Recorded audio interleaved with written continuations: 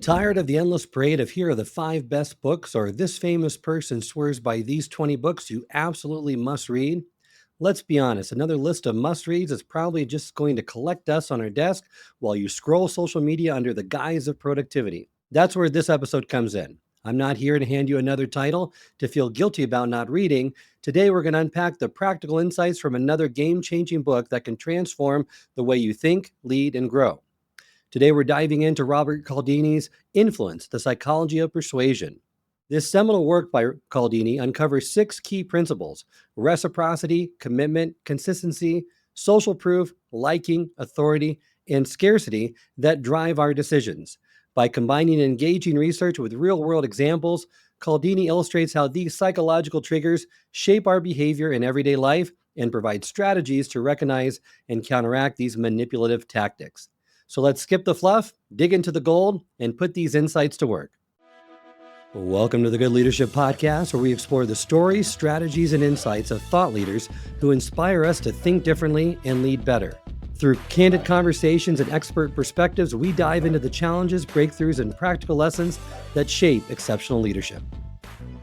Principle number 1, the reciprocity principle. You're in a grocery store just browsing, and then a smiling lady with a tray of smoked Gouda on toothpick spears comes to you and says, "Would you like to try a sample?" Of course you do. It's free.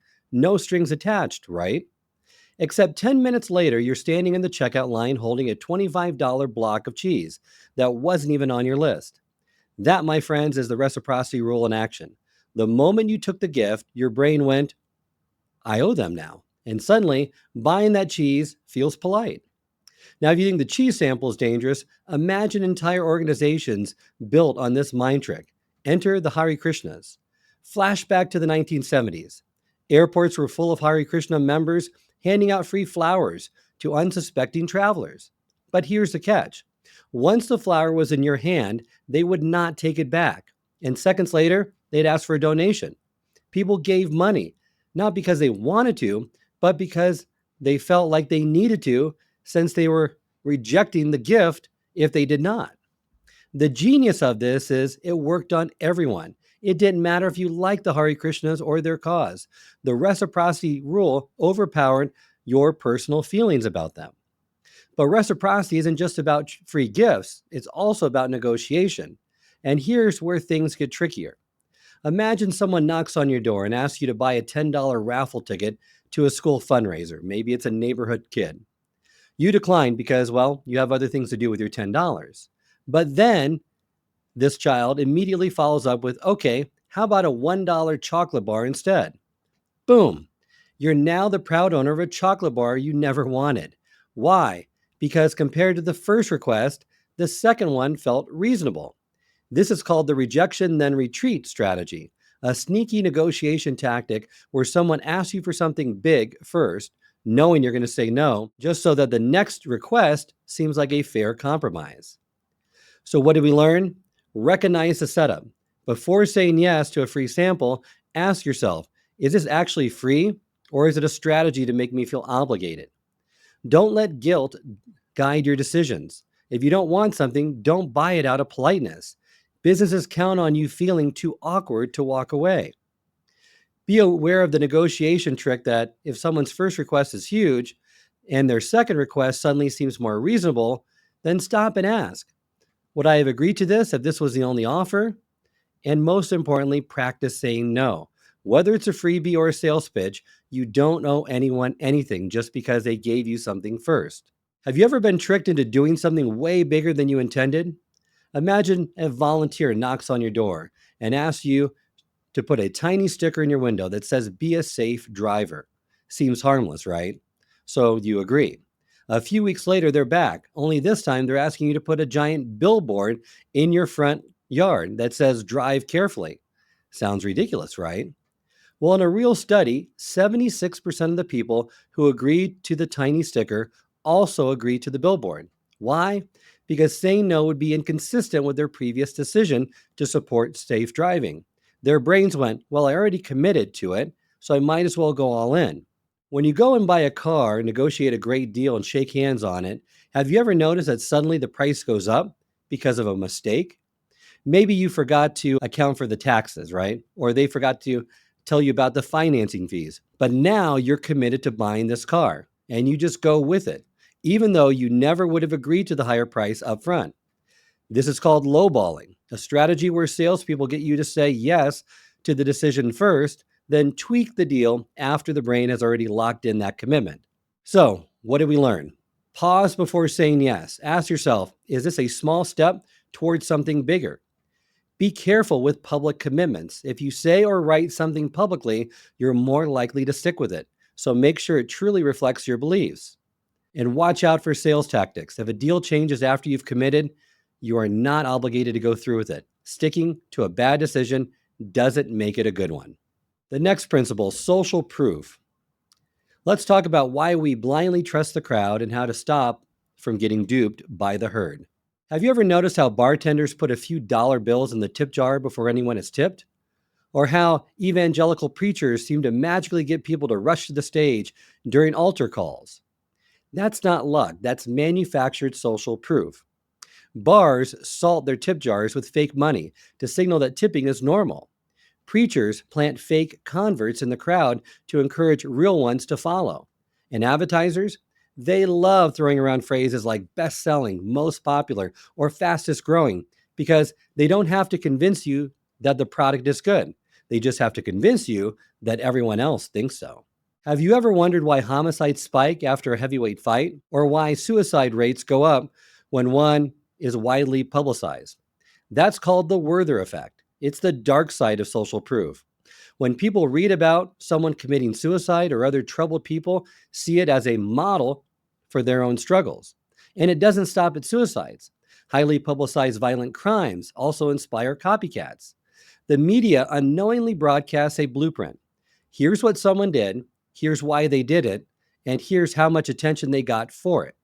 And suddenly, similar instances start popping up. So what do we do? Pause before following trends. Ask yourself, is this actually good, or does it just look good because everyone else is doing it? Check for fake social proof. Just because someone is labeled popular or best-selling doesn't mean it is. For real reviews, look at other sources, not marketing hype. Be aware of the media's influence. Sensationalized news can create ripple effects, so pay attention to how coverage frames events and who benefits from that attention. And make independent choices. Just because the crowd is moving in one direction doesn't mean it's the right one. So think before you follow. Ever been invited to one of those parties where you show up for snacks and small talk only to realize that it's a sales pitch? That's the liking principle at work. Tupperware parties, Mary Kay, essential oils. These businesses thrive because they use friends as salespeople.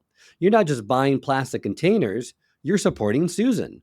And turning down Susan, well, that feels rude.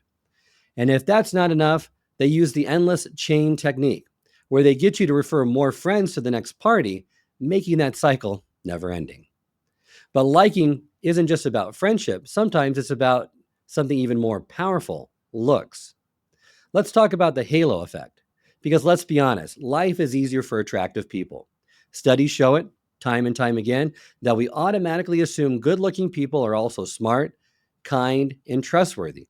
And it's why attractive people get lighter prison sentences, are more likely to get hired, and are even more persuasive because we assume they're right. And the wild part, we don't even realize we're doing it. But it's not just looks that make us like people. Sometimes it's just because they seem to be just like us. Have you ever noticed how some salespeople just magically seem to have that same interest that you have? You grew up in Ohio? Wow, what a coincidence. You have a dog? I have too. That isn't fate. That's a strategy. Studies show that we like people who are similar to us, even in small, superficial ways. That's why marketers, politicians, and salespeople fake similarities to build instant rapport.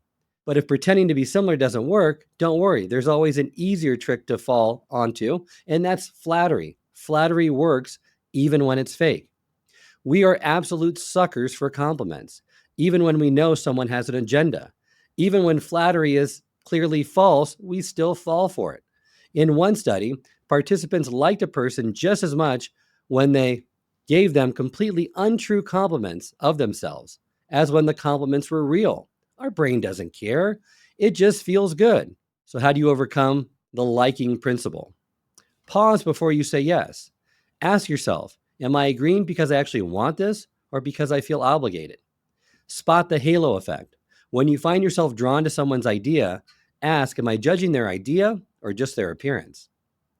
Question coincidences. If a salesperson shares an uncanny number of similarities with you, recognize it is a report building tactic. Filter the flattery that you receive. Compliments are good, but before acting on them, consider, are they buttering me up to get something?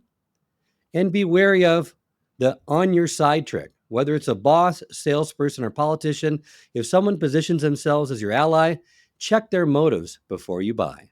In hospitals, no one questions the doctor. It's the rule. If the doctor says double the dosage, nurses do it. If the doctor prescribes the wrong drug, no one challenges it. This obedience makes sense. Doctors are the experts, right? But what happens when an expert makes a mistake?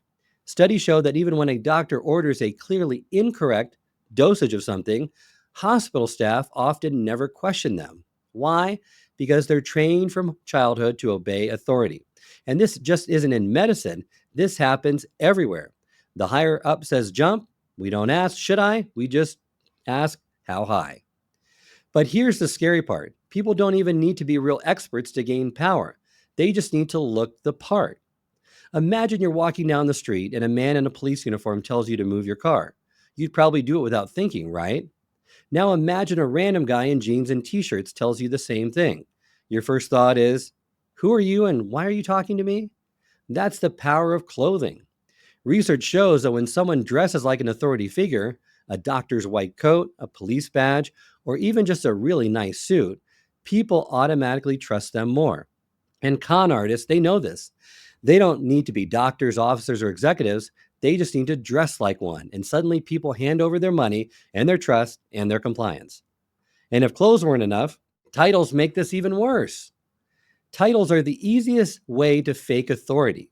Take TV commercials. Ever notice how doctors recommend toothpaste, but when you read the fine print, they're just actors? Or how people with consultant or advisor in their job titles sound more important, but you have no idea what they actually do?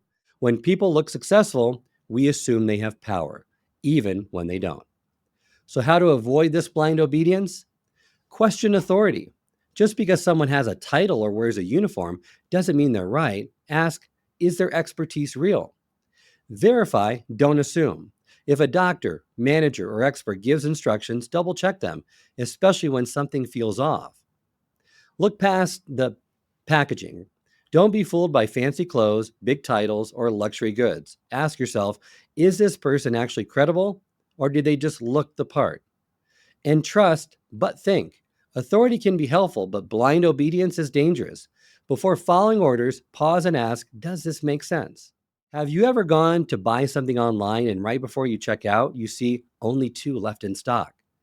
Now suddenly you have to buy it, even if you weren't sure about it before. Now you're panicked because if you don't act now, it could be gone forever. That's the limited number tactic, a sales trick designed to make you want something more simply because it's in short supply. Appliance stores, car dealerships, and airlines love this trick. They tell you that there's only one left or that someone else is about to buy it, so you need to commit right now before you can actually think about whether you need it. But if only a few left doesn't get you, there's another way to trigger urgency, and that's through artificial deadlines.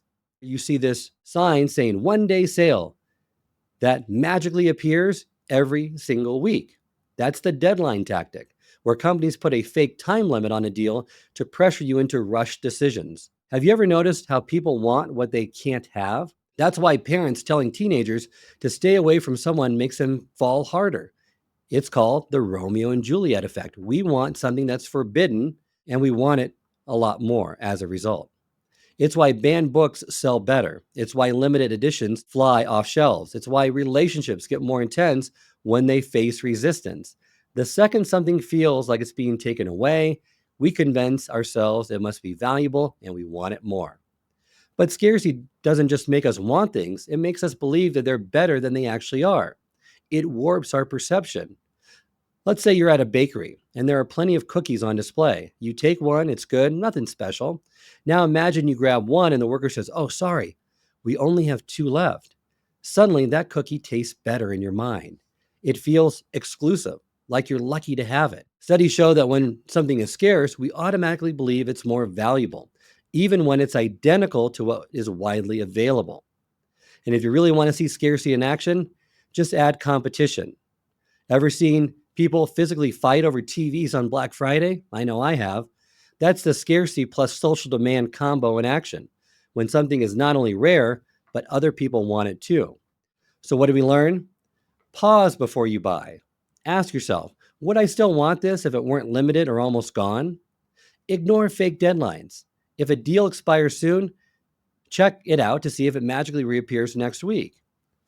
Question your desires. If you're craving something, ask yourself, do I actually want this, or do I want this because I might lose the opportunity or chance to get it because it's in short supply? Resist competitive buying. If you're rushing to buy because someone else wants it, step back. You're not shopping, you're now competing. All right, what have we learned today? We've learned we're all susceptible to persuasion more than we think. Marketers, salespeople, and even our friends know exactly how to push our buttons. But once you recognize these tactics, you can fight back. So here's your challenge for the week. Pay attention to when you feel pressured into a decision, whether it's a salesperson, a limited time deal, or even someone giving you a free sample at the mall. Before you say yes, pause and ask yourself, am I being influenced, or is this something I genuinely want? Would I make the decision if there were no pressure at all? Because knowledge is power, and the more you understand about how influence works, the less likely you are to be played. And hey, if you found this episode useful, funny, or slightly unsettling, do me a favor. Subscribe so you don't miss the next episode, share it with a friend, and leave a review.